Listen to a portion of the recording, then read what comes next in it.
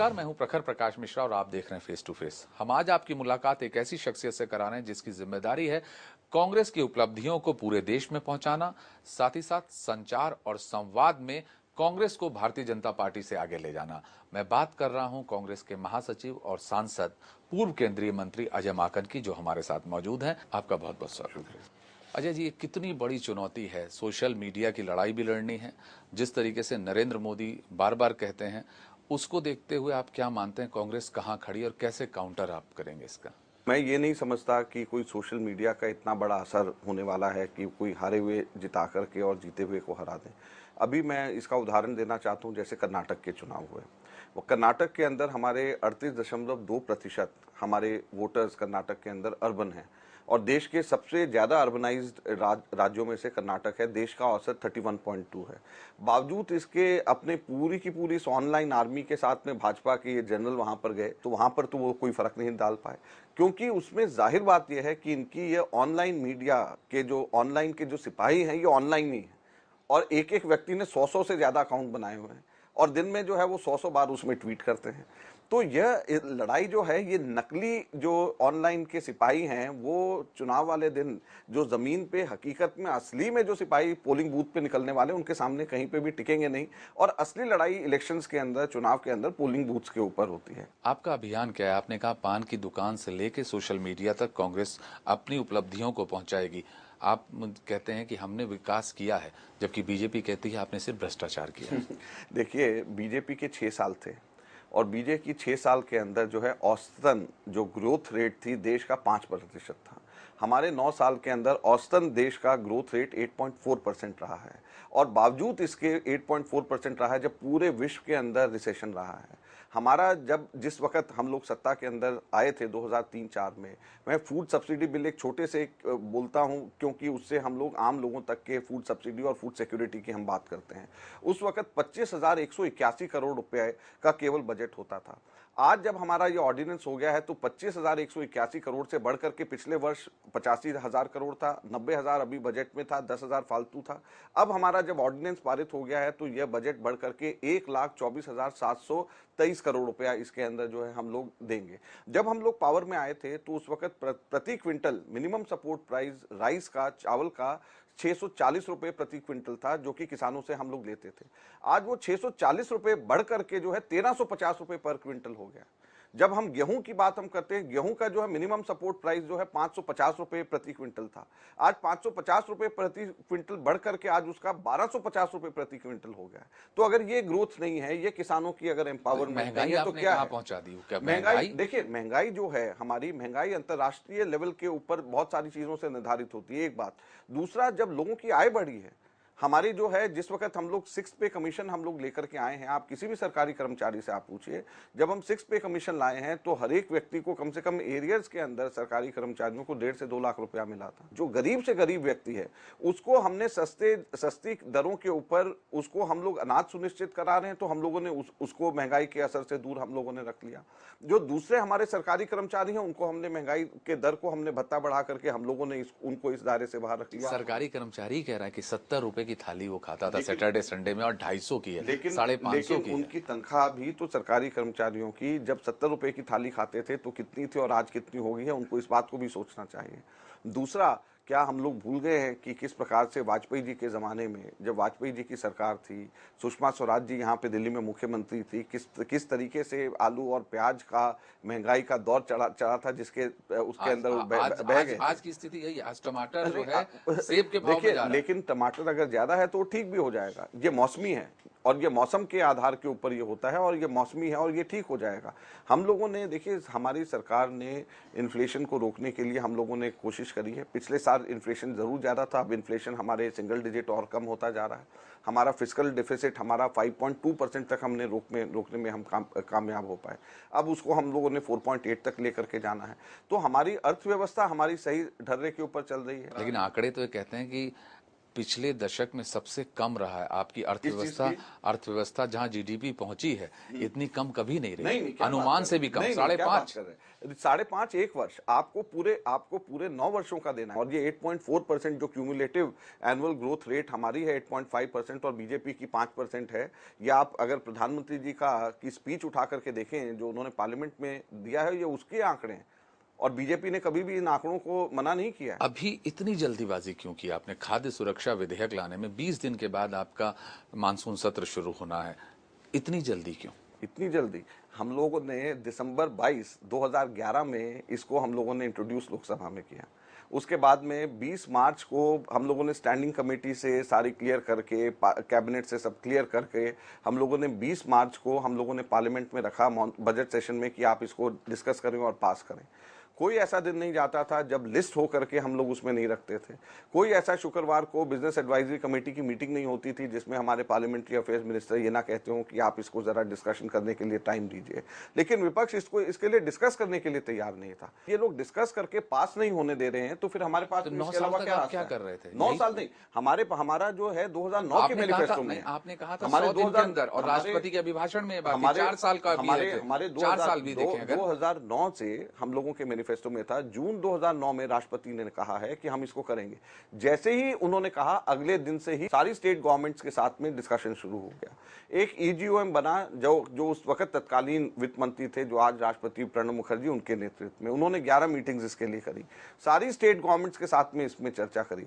तो ये इतना व्यापक बिल है, इसमें इतनी व्यापक चर्चा है। आप लोग कह रहे हैं अध्यादेश के, तो अध्यादेश ऐसे नहीं हुआ है। आप अगर ये सोचें कि इसमें चर्चा नहीं हुई है, मैं आपको बताना चाहूंगा सब स्टेट गवर्नमेंट्स के साथ में सारे स्टेट्स के जो फूड मिनिस्टर्स हैं, सारे स्टेट्स के फूड मिनिस्टर्स की 2 मीटिंग्स यहां पर हम दिल्ली के अंदर हुई हैं, सारे स्टेट्स के फूड मिनिस्टर्स के साथ इसको डिस्कस करके। तो कोई अगर कहे कि एकदम जल्दबाजी में, तो ऐसा नहीं है। तो आप सहमति नहीं बना पाए, ना आम सहमति बना पाए। आम सहमति जब राजनीतिक कारणों की वजह से आम सहमति लोग, हमारी पॉलिटिकल पार्टीज, खास तौर पर भारतीय जनता पार्टी, केवल इस वजह से कि आम सहमति बनेगी, ये अध्यादेश पास होगा या बिल पास होगा तो इनको कहीं राजनीतिक रूप से भारतीय जनता पार्टी को नुकसान ना हो जाए, अगर इस वजह से वो आम सहमति से दूर भागे तो उसमें हम लोग क्या कर सकते हैं। और समर्थक पार्टी, आपके समर्थक मुलायम सिंह वो मना कर रहे हैं। देखिए हमारे जो समर्थक हैं, आपके पुराने समर्थक वो भी मना कर रहे हैं। हमारे जो समर्थक हैं, जो हमारे समर्थक हमारे सरकार के अंदर हैं, उन सब लोगों ने कैबिनेट में यूनानिमसली इसको पास किया है।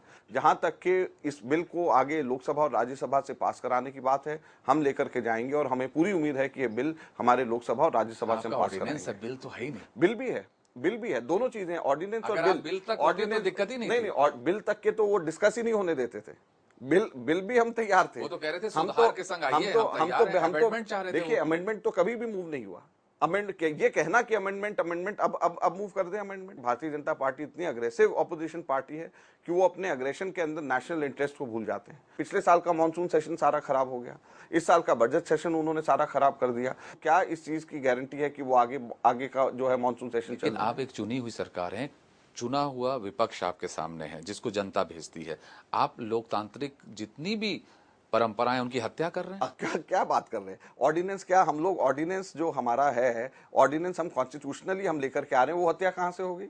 ऑर्डिनेंस नहीं तो संसद का मतलब अब पास करना पड़ेगा ना, नहीं तो ऑर्डिनेंस लैप्स कर जाएगा। जिस दिन हमारा जिस दिन सेशन शुरू होगा 6 हफ्ते के अंदर अंदर अगर हम नहीं करेंगे तो ऑर्डिनेंस खत्म हो जाएगा। तो हम ये थोड़े कि हम डिस्कशन नहीं कर रहे, एक तरफ तो खुद वो डिस्कशन नहीं कर रहे और आप लोग भी बहुत अजीब सी बात करते हैं। आप ऐसा सवाल आपको पूछना भी नहीं चाहिए, इसलिए क्योंकि लोकतंत्र की हत्या वो लोग कर रहे हैं जो पार्लियामेंट में डिस्कशन नहीं चाहते, या हम हत्या कर रहे हैं। नेहरू जी का टाइम हो चाहे इंदिरा जी का टाइम रहा हो, हमेशा विपक्ष को साथ लिया जाता है। विपक्ष को साथ लिया जाता है तो ऑर्डिनेंस से पहले नहीं, कभी भी। ऑर्डिनेंस का मतलब क्या? अगर विपक्ष को साथ लेना है, विपक्ष को साथ तो तब लिया जाता है। नहीं, विपक्ष को तब साथ लिया जाता है जब बिल को डिस्कस करके पार्लियामेंट में पास कराना होता है, या ऑर्डिनेंस को जब वोटिंग के लिए लेकर के जाना होता है।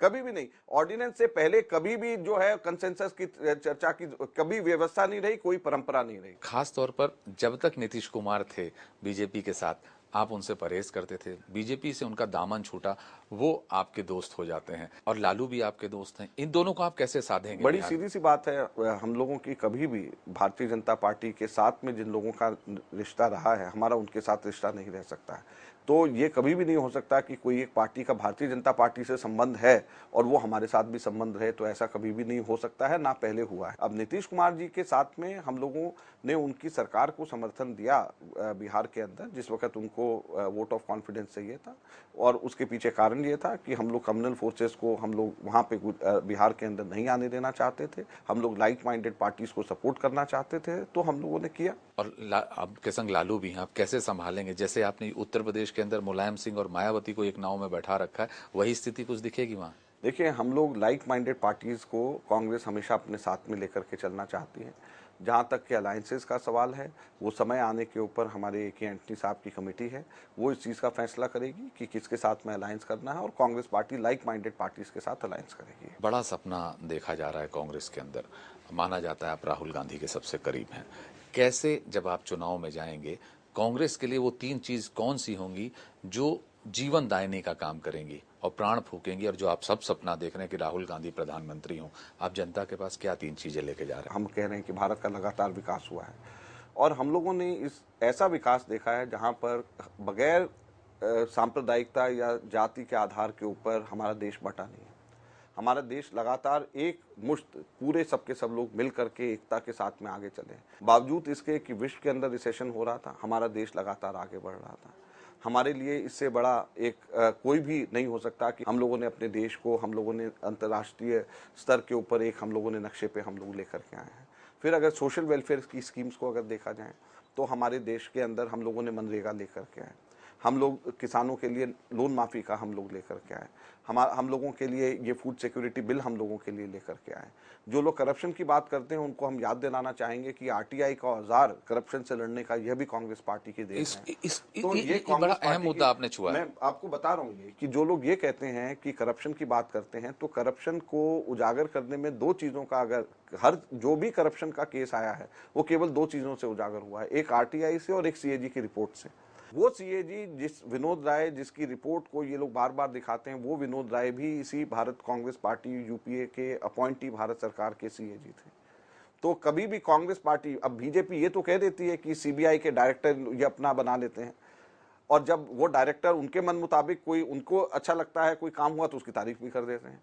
लेकिन कभी बीजेपी ने इस बात को क्यों नहीं कहा कि उन्होंने एक बड़े निष्पक्ष विनोद राय जैसे सीएजी को अपॉइंट किया, जिन्होंने कि बहुत निष्पक्ष तरीके से काम किया, तो उसके बारे में भी कोई अच्छे शब्द हमारे लिए कह देते, तो वो भी नहीं कहते। तो हम लोग आरटीआई जब हम लेकर के आते हैं, जिस आरटीआई से निकले हुए पेपर्स को बार बार लहरा करके पार्लियामेंट नहीं चलने देते हैं, वो भी कांग्रेस पार्टी की देन है। यही आरटीआई जिसकी आप बात कर रहे हैं, इसी आरटीआई के तहत कांग्रेस राजनीतिक पार्टियों को और खुद को क्यों नहीं आने देना चाहती? पर सिर्फ कांग्रेस, आप कांग्रेस से सिर्फ क्यों पूछ रहे हैं? मुझे बताइए कौन सी पार्टी सीपीआई के अलावा आना चाहती है? तो हम ये लोग आप ही लाए? नहीं, हम लेकर के आए पब्लिक अथॉरिटीज के लिए। तो जब इसके अंदर पब्लिक अथॉरिटीज के लिए हम लेकर के आए, जैसे मीडिया पब्लिक अथॉरिटी नहीं है, वैसे पॉलिटिकल पार्टीज भी पब्लिक अथॉरिटी नहीं है। पब्लिक अथॉरिटीज वो हैं जो कि राज्य के लिए काम करते हैं, पब्लिक सर्वेंट्स हैं, या जो वो संस्थाएं जो कि पब्लिक के लिए काम करते हैं, वो पब्लिक अथॉरिटीज हैं। हम लोगों का जो राजनीतिक पार्टियों का, जैसे मीडिया का, आप सबके सब लोग, प्रसार भारती या जो दूसरे और आप लोगों को मॉडरेट करने की आपकी खुद अपनी एजेंसीज, आपके स्वायत्ता, आप लोग अपने आप को खुद मॉनिटर आप लोग करते हैं। उसी तरीके से इलेक्शन कमीशन, एक निष्पक्ष election commission already political parties की एक्टिविटीज को मॉनिटर करता है, और इलेक्शन कमीशन भी नहीं चाहता है कि भी ये और किसी के अधीन में आए। तो इस वजह से, और हमारी डेमोक्रेटिक फंक्शनिंग हमारे देश की जितनी अच्छी चल रही है, उससे अच्छा दुनिया में शायद किसी भी देश का नहीं चल रहा है। तो जब हम लोग ये सब औजार लेकर के आए, तो हम लोग लोगों के बीच में जब ये सारी बातों को बताएंगे, तो क्यों नहीं लोग हमें वोट देंगे? इस वक्त हम सत्ता के अंदर आए थे, 17 सेंट्रल यूनिवर्सिटीज होती थी, आज हमारी 44 सेंट्रल यूनिवर्सिटीज हैं।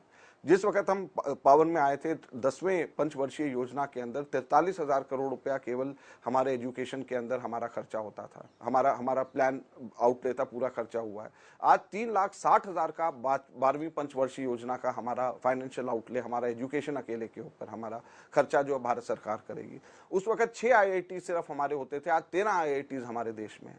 उस वक्त केवल 7 IIMs होते थे, आज हमारे देश में 16 IIMs हैं। तो क्या है, लोग इन सब चीजों को नहीं देखते हैं? फीस कितनी बढ़ा दी आपने सबकी? फीस, हमारे ग्रॉस एनरोलमेंट रेशियो 12.3% था, यानी हायर एजुकेशन में, यानी जितने लोग हमारे एजुकेशन 12वीं करते थे, उसमें से सिर्फ 12.3% जाते थे, और ये कम हो रही थी। हम लोगों ने उस 12.3% से आज बढ़ा करके 18% लोग हमारे इस केवल 9 सालों के वर्ष के अंदर हमारी इतनी इंप्रूवमेंट हमारी हुई है। तो ये सब चीज़ें जो हैं, ये आप आम लोगों से बात करें, हम लोगों की जो इम्प्रूवमेंट्स है हम लोगों को लेकर के जाएंगे। और सबसे बड़ी बात यह है कि हम लोगों ने शांतिपूर्वक डेवलपमेंट की हमने बात करी, इसलिए लोग हमारे साथ हैं। अजय माकन को लगता है कि आने वाला टाइम एक बार फिर कांग्रेस का होगा, लेकिन भारतीय जनता पार्टी नरेंद्र मोदी को आगे लाकर ये कोशिश कर रही है कि आने वाला टाइम उसका है। अब जनता जनार्दन है, वो अपने आप तय करेगी, लेकिन कांग्रेस ये कह रही है कि हम जनता के घर घर में अनाज जरूर पहुंचा देंगे। बाकी अब जनता को तय करना है वो किसके साथ जाएगी। आज फेस टू फेस में इतना ही। प्रखर प्रकाश मिश्रा को दीजिए इजाजत। देश और दुनिया की बाकी खबरों के लिए आप बने रहें श्री न्यूज के साथ।